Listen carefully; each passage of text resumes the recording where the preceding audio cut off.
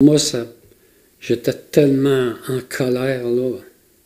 De voir qu'il était toujours en liberté. Ouais. Michel Filteau et Diane Camiré sont toujours à fleur de peau 3 ans après le tragique événement.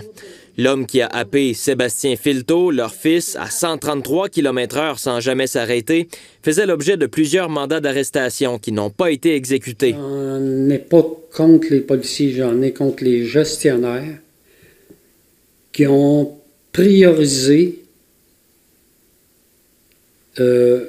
des tâches aux patrouilleurs pour que ces gens-là émettent des billets d'infraction au lieu d'accomplir les mandats que les juges ont planifiés. L'avocat Marc Bellemare défend depuis des dizaines d'années les victimes de collisions de la route.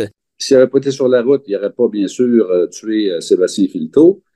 Il aurait peut-être été même arrêté, peut-être même incarcéré, parce qu'il n'y avait quand même pas 1, pas 2, mais 7 mandats d'arrestation qui couraient contre lui. La police ne bougeait pas, même s'il savait que c'est un récidiviste.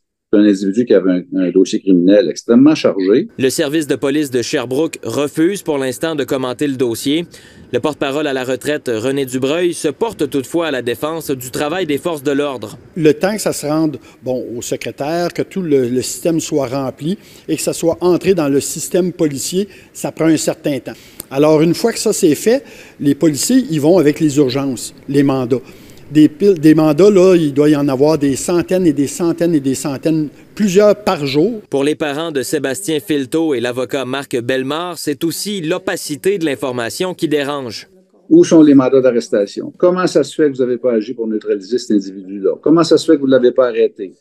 Mais étant privé de cette possibilité de poursuite-là, parce qu'au Québec, on ne peut plus poursuivre qui que ce soit pour un accident d'auto depuis le 1er mars 1978, ça fait déjà 46 ans, les familles sont dans l'inconnu.